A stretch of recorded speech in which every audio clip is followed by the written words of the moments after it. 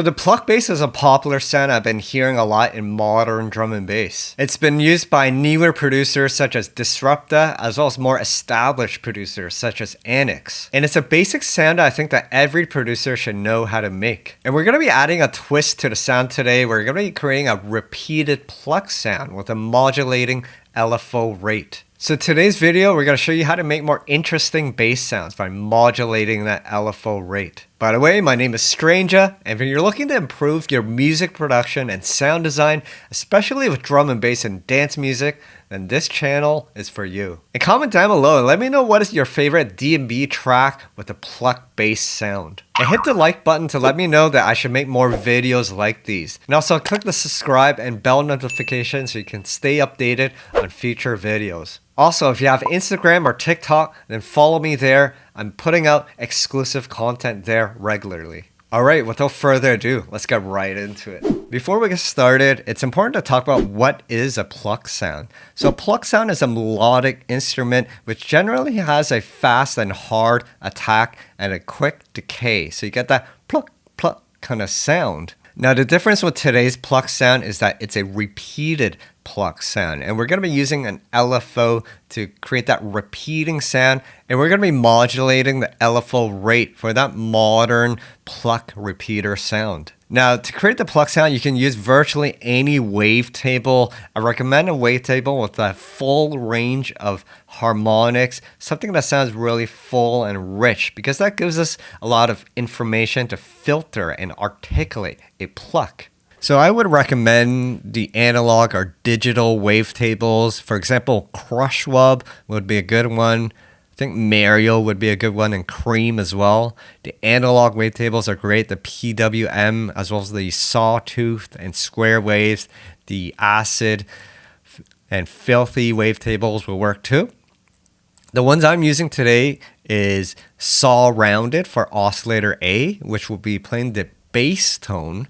And then I'm going to be using oscillator B as the higher harmonic. And this is using square saw word. Now again, I encourage you guys to experiment with other waveforms to get a unique sound. Now I'm just going to play each wavetable individually. So this is saw rounded. And then I'm going to increase the wavetable position to add a bit more harmonics to it. Once again, this is going to be playing the bass tone of our stab. And then let's enable oscillator B individually.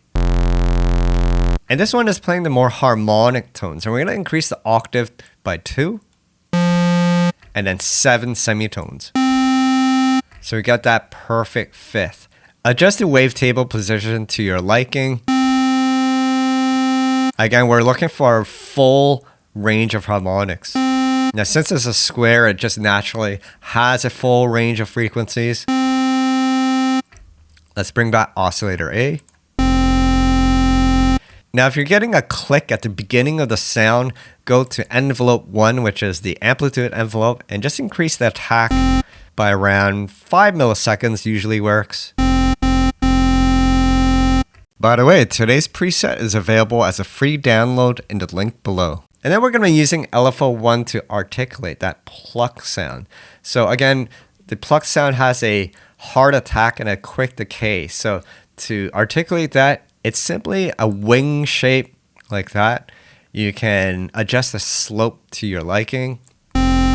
You could also add a bit of sustain here at the beginning.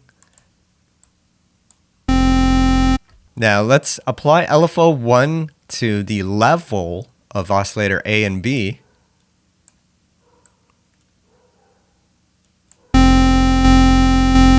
Now you can adjust the level to your liking. Essentially, the level will be the level it reaches when it hits the bottom of this LFO curve.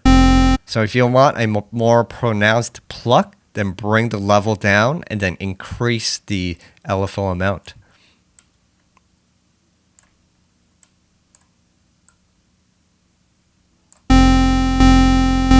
Now enable the trigger mode of your LFO. This just ensures that your LFO re-triggers and starts at the beginning every time you start a note.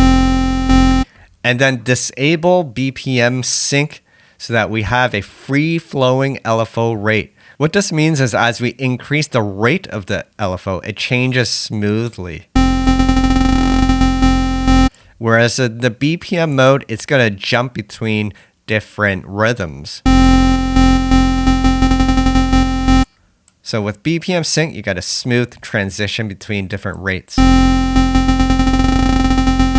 And this is important because we're going to be automating the LFO rate to create this modern Pluck repeater sound.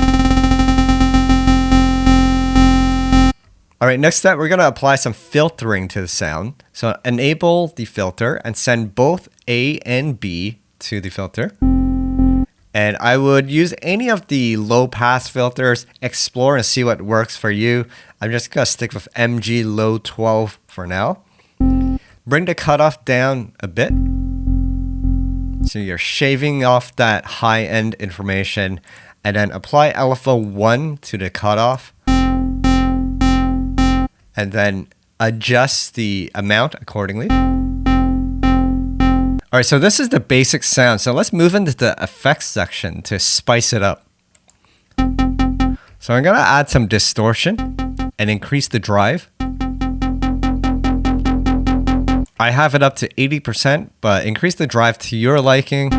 Now I'm going to apply LFO 1 to the drive. And what this does is this is going to pronounce the attack of the pluck because the drive will be higher at the beginning of the pluck sound. Now adjust the drive and amount accordingly. You may have to bring the drive down. That's sounding better, so you're getting that harder attack.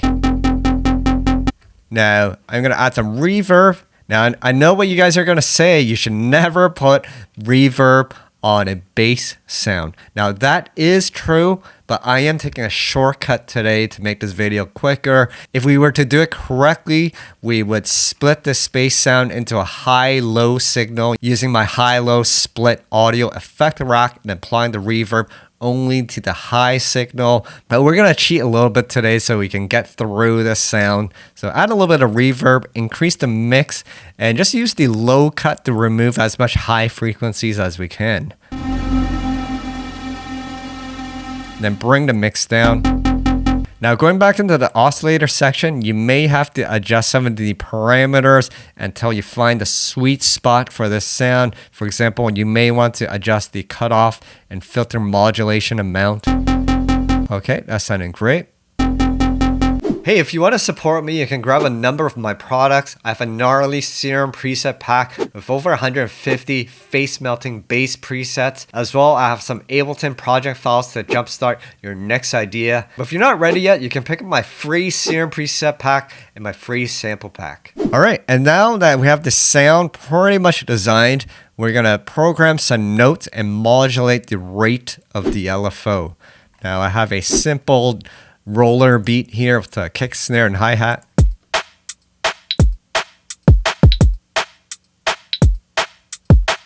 So I'm going to be writing a 4-bar melody here, and I'm playing the notes between the range of C0 to C1.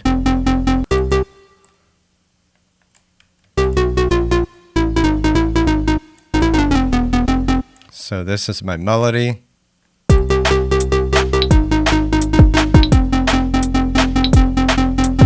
Now that we have the notes in, we're going to have to set the LFO rate so it matches the beat. Now your BPM is going to determine the rate of your LFO. So I encourage you guys to use your ears to find the right rate so we can play with the rate and find what works.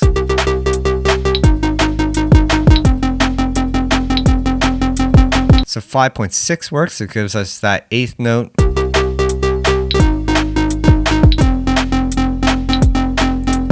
So 3.8 also works.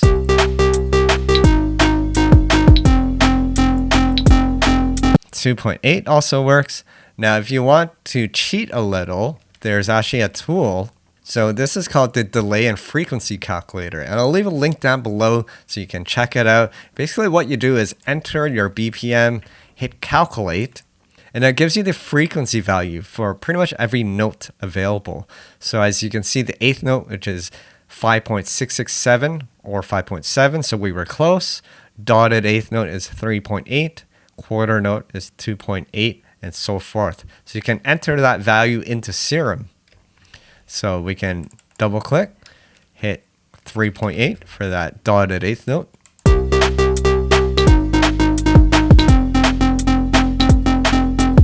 All right, so now that we have the rate correct, we're going to modulate the LFO rate to create that modern sound which speeds up or slows down. So in the Serum device, just expand it with this button here and then click on the configure mode. Now, when this mode is enabled, any parameter that you click on will then appear in the device on the bottom here. So we want to modulate the LFO rate. So click on that and notice now it shows up down here. And then disable configure mode and then right click on the LFO 1 rate. Now there's two different ways we can modulate. We can show modulation or show automation. So basically what show modulation does is that you modulate the value relative to your current value. So the maximum amount is limited to your current setting, while show automation allows you the full range of values. Now also show modulation is modulation within the clip, and then automation will happen in the arrangement view.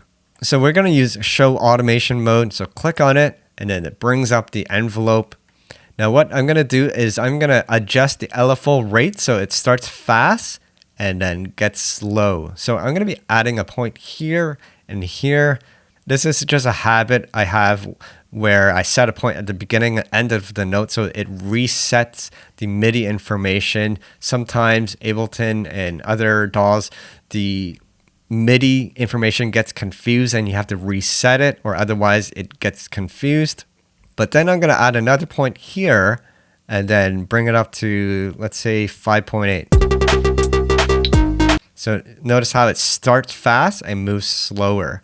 And I'm just going to add a point here so it reaches this note and plays the dotted eighth for a quarter note.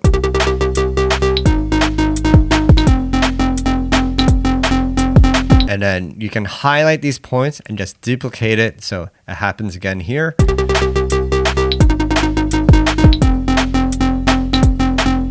And we can duplicate it again for the third note. Now this is a longer note, so we're going to be doing something different here.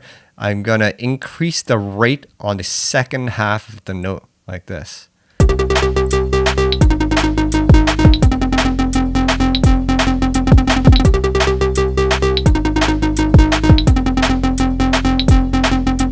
So notice the funkiness with adjusting the LFO rate. All right, I'm going to do one more thing. I'm going to duplicate this loop into an 8-bar pattern.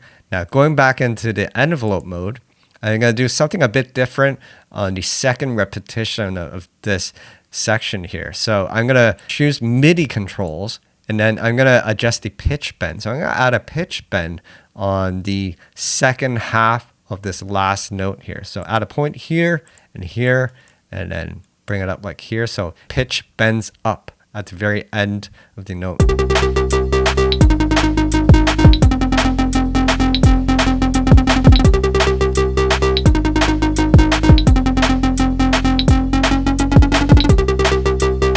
So that sounds funky. Now going back into Serum, you can adjust the amount of the pitch bend. So these two values at the bottom left here will determine the max pitch bend amount. So +2 is the amount it pitches up, and -2 is the amount it pitches down. So if you want a higher amount, we can set it up to 12.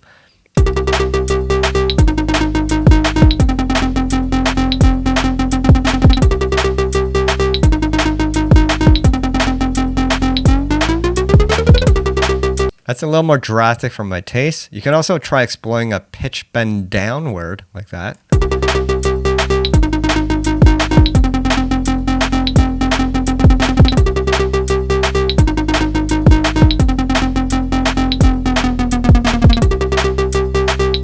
I'm liking the pitch bend going upward, and I do like it just at a max amount of 2. It's more subtle. Let's play the pattern again so you can see the LFO rate moving.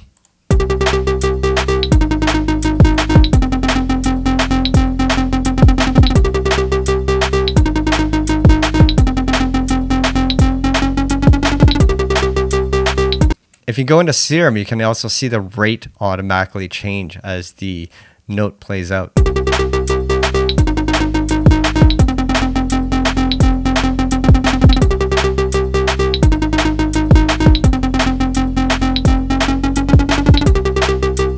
Alright, so some funky stuff you can do with modulating the LFO rate as well as the pitch bend of the Pluck step. Alright, some simple techniques to create some modern sound. I'd encourage you guys to learn the techniques of LFO modulation as well as the key frequency ranges to match your BPM. Also, try to sound with different wavetables to create new and unique sounds. And if you're an up-and-coming producer, I encourage you guys to join my Discord community where you can get feedback on your tracks. Alright, that's pretty much it for today, guys. Thanks for watching, keep practicing, and I'll see you at the next video.